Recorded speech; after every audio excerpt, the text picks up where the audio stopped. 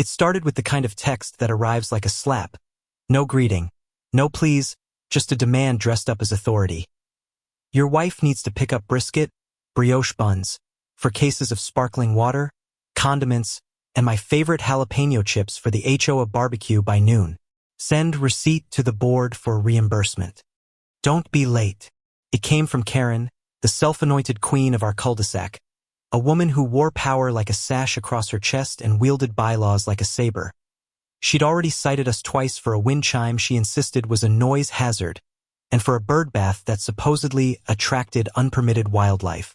My wife, Maya, who teaches piano to the neighborhood kids for free and bakes bread for every new move-in, stared at the message and laughed at first because it felt like a parody of itself. Then the follow-ups hit clocks ticking, and non-compliance gets a fine, and the laugh turned into a dry swallow. Then into that tight brow courage she uses when a student freezes on a recital stage and she has to turn the silence into the next note. We could have ignored it, but Maya hates public ugliness and Karen lives for it, and the HOA barbecue was already rolling toward noon like a train. So Maya took our hybrid, called me from the market and said, "I'm not letting this woman humiliate us at the grill in front of the kids. I'll get the stuff, bring it straight to the canopy, and Karen can reimburse like she demanded." I told her I'd meet her at the park after I finished tightening a loose gate post. It was a bright, bruised blue morning that smelled like cut grass and charcoal, the kind of Saturday that should heal a week, but the air already had edges. At 11:48, I got a text from Maya, "Headed to the lawn now." She's waving her arms. Then another, "She's saying I'm late." Minutes later, the brisket and buns and chips were on a folding table beneath the HOA's white canopy like a hostage exchange, and Karen, hair lacquered, visor tilted like a peak, looked at the receipts as if they were counterfeit currency. "You shouldn't have bought name brand," she announced, loud enough to catch 3 households. "This is not what I requested. And where's the vegan option? We have standards." Maya, steady as a metronome, pointed to Karen's own message and the itemized list. "This is exactly what you ordered me to buy," she said. "And you told me to send the receipt." Karen's smile grew seams. She lifted her voice so it carried to the porch audience. "You heard her. She admits she bought these items. On whose authority? On whose dime? She just showed up and dumped goods expecting free handouts from the HOA. This is theft by deception and attempted fraud." It was so brazen I actually laughed, out loud and a little too sharp, because the stunt was absurd, because our ring cam audio had already captured her demands, because 10 neighbors had watched her pace the street at 9 a.m. bragging about how the volunteers would pull their weight. But my laugh died when she pulled out her phone and uttered the words that rewire a day. "I'd like to report a theft in progress." 2 squad cars rolled up before the charcoal even took. Their polite professionalism met Karen's theater like cold rain on grease. She pointed, and officers made the walk calm and measured, the kind that can de-escalate a riot with body language, but a walk toward my wife is still a walk toward the person who holds my center. "Ma'am, we got a call about possible shoplifting and fraud related to these items," one said, gloved hands open, voice neutral. Maya nodded and produced the receipt as if she'd been expecting a pop quiz, the total circled in pen, the last 4 digits of our card printed below the store's logo. "I bought everything," she said. "At her instruction. She told me to bring them here for the HOA barbecue. She's refusing to reimburse me now and calling the police." They took the receipt, the officer's eyes shifting from ink to Karen's stagey shock, and I could see the split-second calculus of pattern recognition. A familiar neighborly mess wearing the clothes of a crime. "She's lying," Karen snapped. "She waltzed in here with premium products we never requested, and she's trying to extort me. I'm the president of the HOA, and this is an organized scam." She puffed up the way people do when they've confused position with power, tossing her title like confetti, tapping a ring binder of bylaws she carried like scripture. I told the officers I had the original messages and lifted my phone.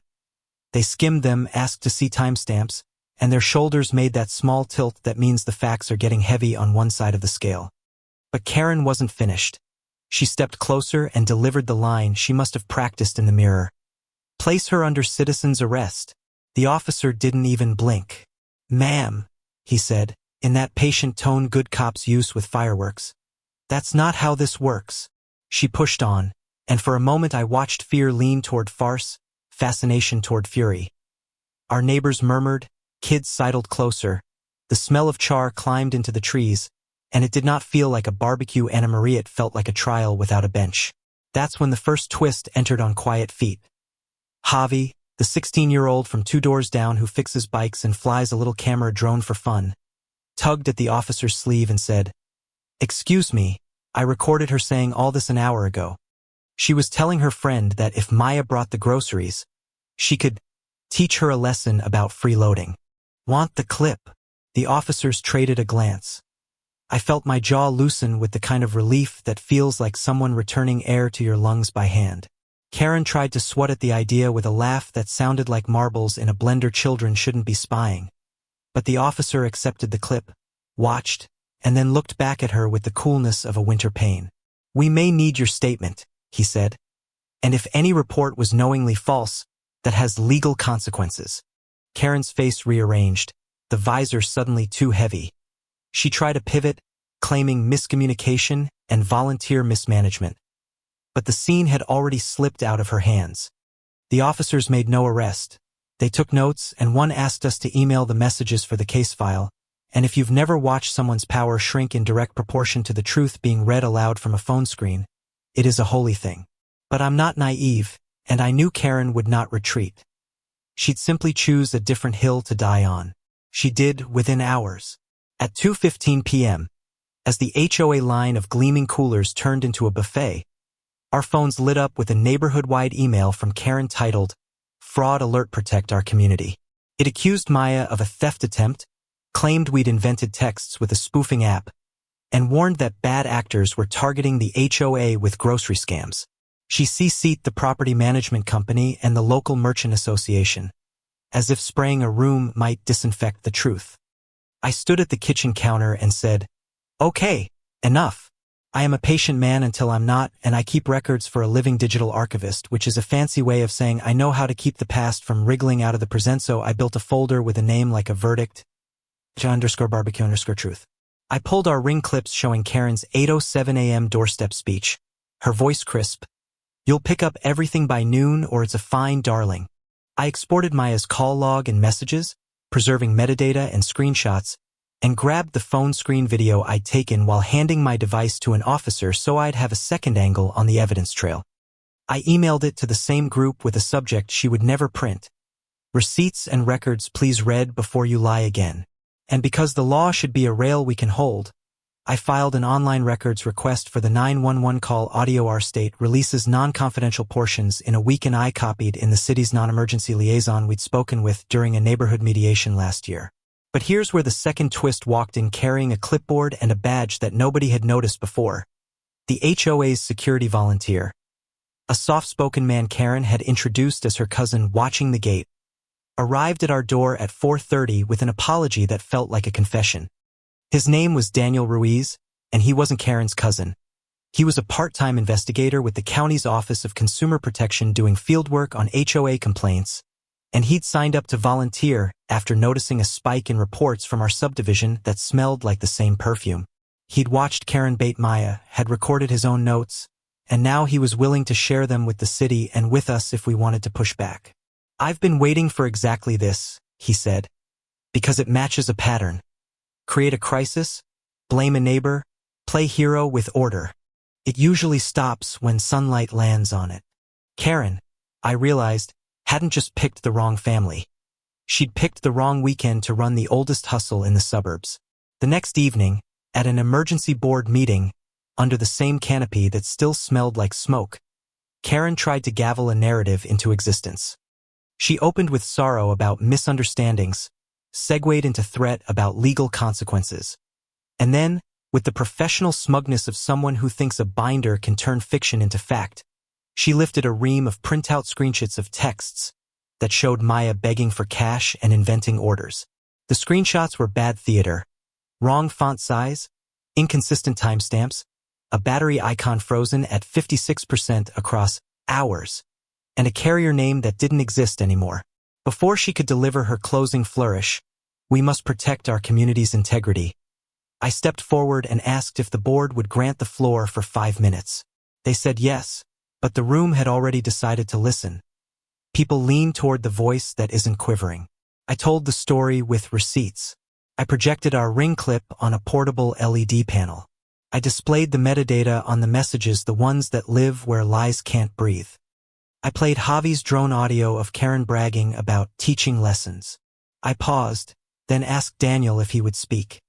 He did, not as cousin security, but as who he was, badge visible and plain.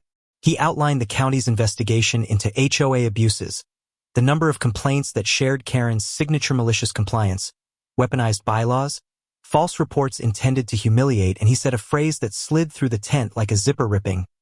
"We believe we are looking at a pattern of harassment and potential fraud." Karen tried a snarl, then tears, then the quaver of righteous offense. "How dare you come into our community pretending to be one of us?" But the pivot bounced off the fact that he was one of us. A neighbor, a dad, the guy who'd helped Mr. Patel jump his car in January. And then came the third twist, the one that cracked open the last defense she had. A woman stepped out from the back of the crowd holding a thumb drive, a faint scar at the edge of her lip, store name tag still pinned to her polo. "My name is Megan," she said, voice steady in that shaky way you get when you've carried a truth in your mouth for a day too long. "I was the cashier when Maya bought those groceries. I didn't want to get involved because I knew it would blow up, but I saw the email Karen sent to the merchants, and that crosses a line for me." She looked at Karen, and the air thinned. "I know you didn't expect to see me here. I moved back last month, and yes, I kept my maiden name. But I'm still your daughter." The canopy didn't just go quiet, it emptied. Even the flies stopped. Megan held up the drive. "Our store cameras got everything." At 11:36 a.m., Mom Karen called me from the parking lot and told me to put it on the community tab, because we'll make the HOA pay later. I told her we don't have a community tab, but she insisted the HOA would reimburse. I processed the sale the normal way. Then at 12:10, she called merchant services and tried to reverse the charge by claiming fraudulent use of her card, which she had never used. She wanted the store to eat it, and she wanted Maya blamed. Karen's mouth opened and closed. It felt obscene to watch a mother glare at her daughter like a witness instead of a child. But truth is bigger than blood sometimes, and reckoning is an equal opportunity employer. The board's attorney, who had been shrinking into the shade as if hoping to be swallowed, stepped forward enough to be seen. He coughed into his fist, a stage whisper of moral courage returning to the room. "In light of the information presented," he said, "I advise the board to immediately suspend President Karen from her duties pending a full, independent review." He might as well have said, "Enough." The vote was called. Hands lifted in a quiet wave like wheat bending toward weather. Karen shouted about conspiracies, about betrayal, about children, about the death of community standards at the hands of mob rule. But the gavel she slammed wasn't hers anymore, and the sound it made was just noise. The officers returned the next day with a printed document that smelled like toner and accountability. They had the 911 audio now, and Karen's words were clear as glass. "She's stealing HOA property. She's violent. You need to hurry." The officer read from the transcript when she tried to interrupt. "Knowingly filing a false report is a crime," he said. "So is attempting to defraud a merchant." They didn't cuff her in front of the block because dignity should be afforded even to people who never offered it, but she went downtown and sat beneath fluorescent confession anyway. The county prosecutor charged her with filing a false police report, attempted theft by deception, and harassment. The HOA's insurance carrier opened an inquiry. The property management company cut ties with a statement that used the word integrity the way a surgeon uses a scalpel. There were consequences, not cinematic, just adult. Restitution to the store and to us, a civil settlement that donated most of the money to the school's music program at Maya's request, 60 hours of community service that did not include leading, and a 1-year prohibition from serving on the board. She keeps her house. She lost her crown. That's the bitter ending people kept asking for, and I'm not going to lie. A part of me wanted something bigger, louder, sharper, but there is a special kind of music in watching a bully stand in a line like everyone else and be told to wait her turn. We didn't celebrate with a victory parade. We threw the barbecue that should have been, only this time it belonged to the block. Mr. Patel smoked the brisket low and slow and taught Javi to tend fire the way his father taught him, and Maya baked the brioche so soft you could fold it like a promise. Megan came, too, without the name tag, and sat on the curb next to her little half-brother I didn't know existed until yesterday, and when I asked if she was okay, she said something that felt like a benediction. It's better to be right than to be on the right team. We passed a wooden sign around and every kid wrote on it with markers, and when it came back to me it said, in a mess of beautiful handwriting, Karen framed my wife truth hits back, and we planted it by the grill like a new rule for our little country. 3 weeks later, the board adopted a volunteer code that made orders without consent a violation. We published a Sunlight folder on the neighborhood site with plain language bylaws and a promise that if you can't explain a rule in 10 seconds, you can't enforce it. And we set up a community pantry box by the mail kiosk so nobody would ever again be shamed for needing food or for offering it. People still gossip because people are people, but the street feels like it exhaled. Doorways look softer. The air is less sharp.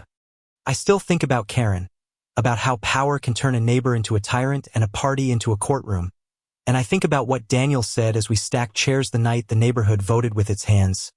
Sunlight doesn't destroy what's good, it just shows you where to clean. Maybe that's the hidden lesson under the charcoal and the receipts. Clap back when you must, but build something after, something that makes the next clap unnecessary.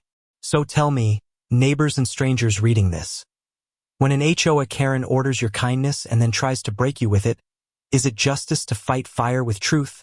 Or should mercy have ended the story sooner? What would you have done? And where do you draw the line between right and wrong?